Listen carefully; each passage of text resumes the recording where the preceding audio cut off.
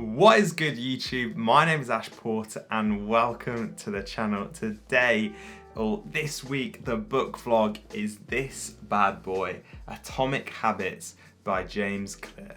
Now, this is a best-selling book. It is huge, it is famous, and I realise I am very, very late to the party. This book has been around like 4 years maybe, and I'm only just getting around to reading it.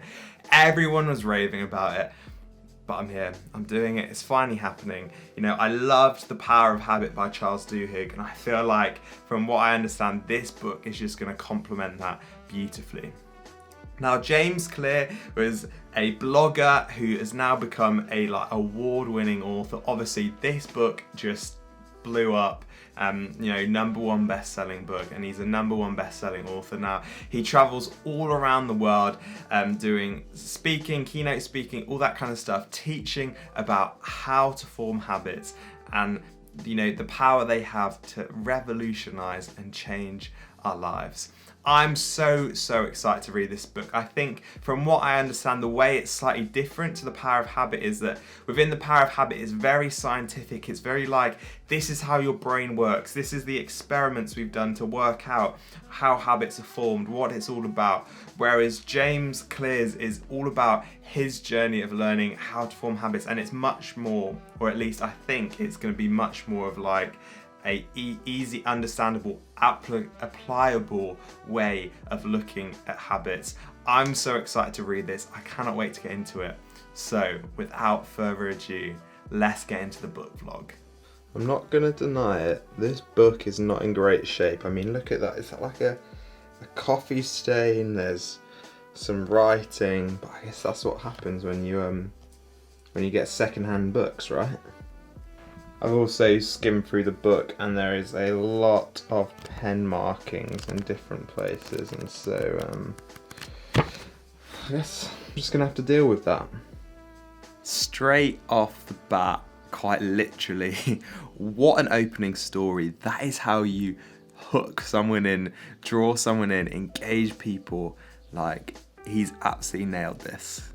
Something I absolutely love in books is pages like this, chapter summaries. I think they just make a book like this so much stronger, and the information is so much more accessible, so absolutely rate this. I think what really stood out to me so far is this second chapter, all about how habits aren't about what you're doing or how you're doing it or the results. They should be about who you're becoming, and about how he's saying, you know, the best habits, they're formed on identity, on making yourself into someone who you want to be. And actually that's a way more powerful foundation and driver than setting your goal as the thing to achieve. It's actually achieving, becoming who you want to be. And I think that's such a fantastic way to look at habits, to look at being human, that actually, yeah, who we are is important. What we do is secondary, but it's who we're becoming, and that will probably have an effect on our results,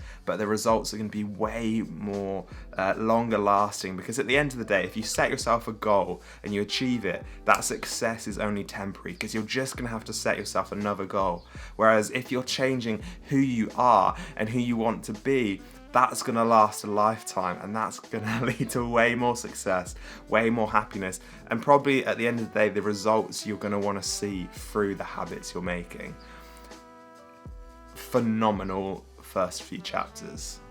Also, there was one more thing I actually wanted to talk about, and that was he says something like, the quality of our lives depends on the quality of our habits. And I think this is, yeah, on the surface you hear that and you're like, oh, mind blown. What a great quote. Yes, the quality of our lives depends on the quality of our habits. And I think that's probably true for those of us who can read this book, who can afford to buy this book, who live probably in the US or the UK or maybe Europe and have the wealth to say that. But I think that, I don't know, I was just thinking, is that really the case for everyone? Is that a universal truth, that the quality of our lives is defined by the quality of our habits? Because I feel like there's a bit of, what's the word, like, life has a bit of luck, isn't it? It's a bit of a lottery sometimes, but also there's privilege in that. There's a privilege in being able to form really good habits that naturally lead to what we want, because I don't think everyone would be in that privilege. You know, those who are in poverty, in dire situations, in war-torn countries, I'm not sure they can have really good habits, but I'm not sure their quality habits necessarily would lead to a quality life. Just a random thought, one thing that I was also thinking about with that chapter. Previous owner has done some nice writing looking at, the 4 laws of human behaviour change. And yes, very clear. Thanks, bro. Another great morning of reading. Atomic Habits, man. Yeah. I know I've said it, but it's living up to its reputation. It was really good today. I think it was 3 shorter chapters. The first one kind of looked more of like a dive into what actually are habits. He's gone through that stuff that's in The Power of Habit about the habit loop, the habit cycle, and he frames it a little bit differently, whereas in The Power of Habit it's the cue, response, reward sort of is in a triangle with the craving in the center driving it almost like a cog.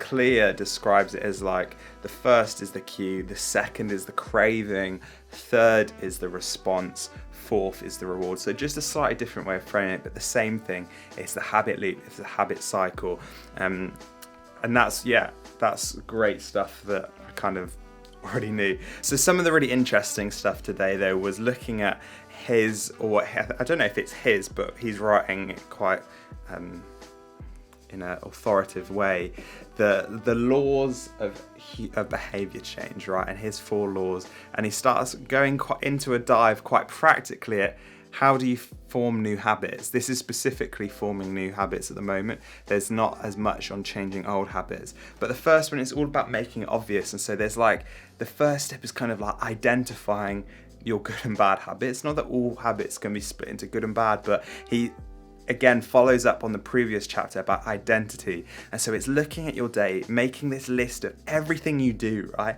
Every habit you have throughout your day, and saying, hey, is this positively contributing to who I want to be, who you're trying to shape yourself into? And if it isn't, obviously that's something to work on. And if it is, you've got to build on that. And so I thought that was really, really great from him in that chapter. And then the other bits are like the obvious part in planning. If you want to make a new habit, you've got to plan. You've got to say what the habit is, where you're doing it, when you're doing it. Because if you don't have that clear planning, it's so easy to say, oh yeah, I'm going to start writing loads, and then you kind of forget and you lack motivation, and then you never start writing. Whereas if you say, I'm going to write every day, or no, even once a week on a Sunday evening, I'm going to write in my office at 7 p.m. There you go. You've got a routine to start building into a habit, and it becomes less forced and more automatic. And so absolutely quality, just quality reading today. Rule number 1 of change, make it obvious. I feel like I'm being pretty harsh on the previous owner of this book, but look at the way he underlines, or she. Look at that. I don't want to criticise, but if any of you underline like this, it's okay to underline stuff, but at least make it straight. Look at that. The environment in which we're in is so important to shaping our habits. That's what I learned today. That's what I was reading about this morning. And how, he's so right, isn't it? When it comes to either breaking old habits or forming new habits, the environment we're in is so important. We have to take control of it. Whether it's forming a new habit, actively putting attractive things into our environment, putting cues everywhere. He's saying, if you want to be someone who drinks loads more water, put a ton of water bottles around your house so that you have cues everywhere reminding you about that habit. Obviously that's an easy one, but then again, it's if you've got a habit you're trying to get rid of and there's cues everywhere in your environment, you've got to make those cues invisible, because then you're not going to be like have the trigger and you're not then going to do that bad habit. Really good stuff. And then he said this really cool thing. I was like, oh, that's so true, that disciplined people aren't like people with superpowers. They're the people who have the most control over their environment. Oh, there's Steph in the background. And are like have taken control of their environment, so that then they don't have to constantly be using their willpower and self-control. So, you know, they're disciplined because they're organised, not because they've got mad willpower. And then the final thing, he spoke a little bit about dopamine, but you know, we all know dopamine and this idea of anticipation actually being really important. But the big one was, you know, this thing that I think is known in wider culture, and it's great to see it associated in habits, is surround yourself with people who you want to be like. Surround yourself in a community of like-minded people who have similar habits, or already have those habits that you want to get, because we're like sponges. We learn from other people, we soak up other people's habits, you know, right from being a kid till, you know, the day we die. That's how we work. And so become a part of a community. If you want to be someone who exercises loads, join a community of people who want to exercise. If you want to be a reader, join a book club, you know, those kind of things. Surround yourself in a community of like-minded people who are trying to build the same habit or already have the habits you want.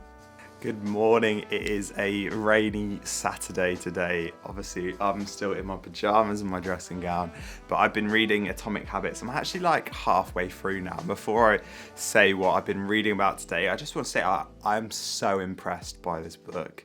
Like, I knew it was going to be good. I knew there was a reason. Even people that dislike like self-help books were saying this book is actually quality.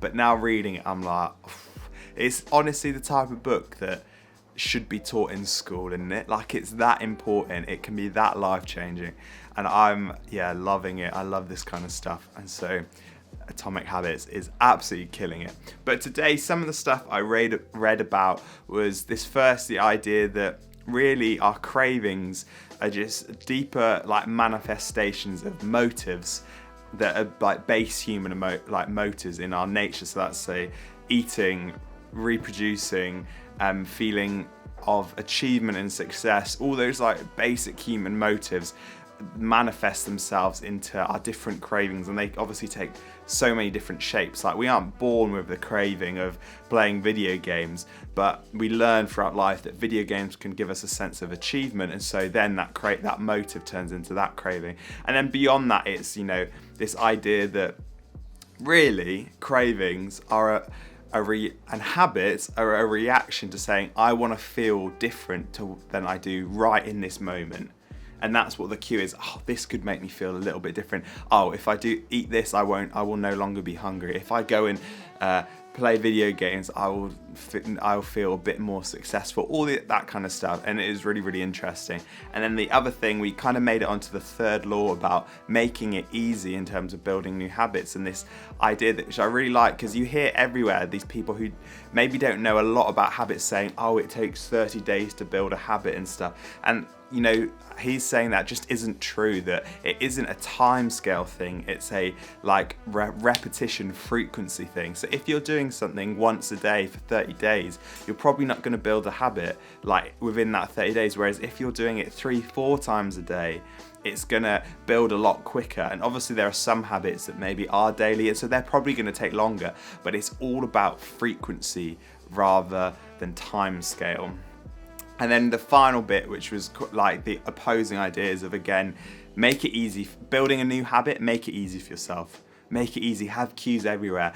You know, habits overall, they're about making our life easier, making our decisions easier. That's why it's encoded in our brain to have this sort of function of habits. And then if you're trying to get rid of old habits or bad habits, make friction, make it hard for yourself. That's the easiest way to change them. Boom, there you go. I think that is like 4 days worth of reading I've done now. I think I'm probably only going to need another 3 mornings worth of reading to finish this book. Buzzing. See you tomorrow. Good morning. You know what? I'm feeling tired this morning. Yeah, I still managed to get my reading done.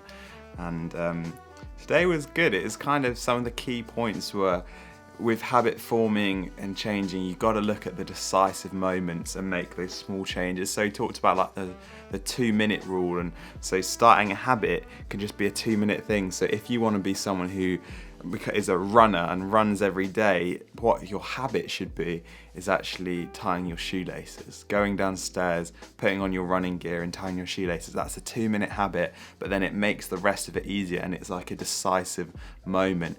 And he says this can apply to all habits, that the easiest way to do it is to break them down into what is like the decisive moment that's going to kickstart that habit, that bigger habit, but in itself can be a small little habit or routine you do.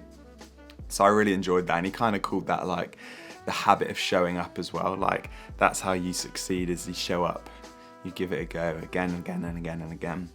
And then he goes on to the 4th law, make it satisfying. And again, this is a really interesting conversation, isn't it? Looking at this idea of instant gratification and the fact that we live, or most good things in our society now are part of like what he calls a delayed return environment. And so that's really interesting, because you look at the human history and the way the brain's wired, and we aren't designed to live with this delayed return environment. We are designed for instant gratification. That's why we give into instant gratification so easily. However, he says the last 500 years, our society has turned into the people with the most, who reap the most rewards, who do the best, are the people who learn and tune themselves to cope in a delayed return environment. And what he said about this is, although that's the case, what you need to do is the habit, that 2-minute habit, needs to have something, or the bigger habit needs to have something enjoyable in the moment. So obviously it needs the longer term rewards as well, but in that moment there needs to be something that brings pleasure, brings enjoyment, that sparks your interest to help form and make that habit a thing that you regularly do again and again. It's a good day's reading. It's really interesting. Again, I'm just loving this book. It's really practical. He writes really clearly. He gives great examples. I think that's one thing so far that's, again, really impressed me, is like he just gives such clear examples in his own life and in other people's lives. And yeah, I'm loving this book. Good morning. Today's reading was all about continuing on the theme of the 4th law of make it satisfying. And he talks all about trackers, different ways of tracking. So this could be, you know, a list, like a to-do list. Every day I have a to-do list, and so I tick stuff off. Having like, so he's talking about this business guy who's at the start of his career, when he's doing like, you know, like phone call, trying to sell stuff, he'd put 120 paper clips into a jar and have an empty jar next to him. Every day he'd do 120 phone calls, and each phone call he'd move a paper clip over, and it was like a visual tracker of the habit he was performing. And he went on to do very well for himself. But it's like that kind of thing, that when we're trying to build habits, there's satisfaction in seeing results and seeing progress. And so trackers are really key. He also talks about this concept of we're never going to be perfect. So it's okay to miss one, you know, missing something. Don't just give up on a habit because you miss a day or something. But having the rule of never missing it twice, because then that in itself is becoming a habit of missing the habit. So I really enjoyed that. But then he does give a warning, which I appreciated, of don't get consumed by numbers, because actually it's the important thing is who you're becoming and who you are, not these numbers. However, numbers are really good motivators. And so that was really cool. And then he also talks about like a habit contract, and this idea that's pretty, or in my mind, obvious, of accountability. When you really want something, make yourself accountable to someone. Get someone else on board to help you and to challenge you and to hold you accountable to your actions. And then the final section of today was about, you know, getting the best out of yourself, genetics versus hard work. How do you work out what you're good at? How do you work out what to pursue? And it's just all about make life easy for yourself. Look at your personality, what comes easy to you. You always are going to have to work hard for stuff. You're always going to have to build habits that push you further, except we can look out, some habits are going to be a lot easier for us than others, and we've got to focus on getting the best out of those ones. So overall, it was a pretty good day's reading. interested to see how he finishes the book. Again, I've been so impressed. I think the visual tracking thing is so key. I know for me, like a ticking list is so important to any day I have and anything I do. And I've just learned that about myself. And so it's working out for yourself what works for you.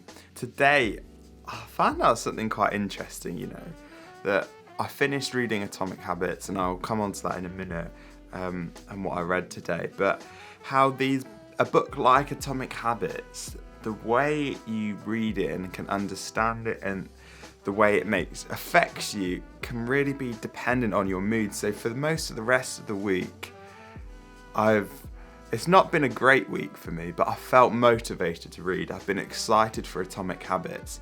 Whereas this morning was definitely a really hard morning to get up. I'm feeling quite low. I'm feeling, to be honest, quite bad about myself. And then reading and finishing off Atomic Habits, and it's like the whole week I've been feeling inspired by it. But then when I've read it today with these feelings coming into it, it's almost made me feel like, oh, what's the point of even trying? If that makes any sense. And a lot of today was pretty good in many senses. So he's talking about how peak motivation occurs when we're doing something that's just a little bit like a balance between not being too easy and not being too hard. I think it's like something like 4% too hard. That's a crazy number, but that's the number he pulls out. And that's like the level of peak motivation. If we go too far beyond that, something's too hard, we lose motivation quickly, and the same if something's too easy. And then he talked about this concept that I've heard before about the most successful people are the people who deal with boredom, who they get used to boredom, who they embrace boredom, because to get really good at something and master something, you've got to do it again and again and again, and eventually it's going to be boring. And so the most successful people do it. And he says something like, you know, the professionals don't let life distract them. They don't get caught up in life. And I think that was one of the moments that really hit me. I was like, that obviously I need to hear that today, but in the way I'm feeling it was like, oh, what's the point of even trying? I'm like an amateur, I'm not a professional. So that was really interesting. And then the final bit is kind of reflect and review. He's talking about elite businessmen, athletes, successful people who one of the keys is they reflect and they review their habits. They reflect and they review everything they do to improve it, to make, you know, the 1% margins, the compounding effect. That's it. And that's kind of my reading today. And yeah, so like I said, a slightly different perspective today. In previous days, I felt so motivated and pumped up. Today, although it's really good stuff, I do feel a little bit downhearted about it. Like, how could I ever master something? How can I ever become successful in this way when I let boredom get to me, when life gets in the way? Even this morning, I'm letting life get in the way a little bit. How can I ever be like this? And there we go, guys. That has been Atomic Habits by James Clear. Now, this book is, it's a 5-star for me. It is a top drawer book. It absolutely lives up to the hype, and I recommend it so much. I think some of my favourite things about this book is that it felt incredibly practical. Like, I felt as I was reading it, making notes from it, that there's so much easy application from there. It doesn't feel too distant. It doesn't feel, overall, it doesn't feel like, oh, this is completely unachievable. That actually it's like, make the small changes, do it, turn up every day, like that kind of stuff. And so I really, really love this book. I rate it so much. And I don't know if I've said this earlier in the vlog, I can't remember, but it's honestly one of those books where I feel like this stuff is so important. Like, it's so important, like it should be taught in schools. I don't think there's much more like important life skills that you could learn in school than like mastering your habits. That's how much I rate this. If you haven't read this book for some reason, go read it. It really is probably at the top of my list. I think I'm gonna make a video in the future kind of combining The Power of Habit and Atomic Habits to do kind of a guide overview of habits from what I've learned from these two books. But this has been the Atomic Habits by James Clear. I have been Ash Porter. Thank you so much for watching this video, and I'll see you next time.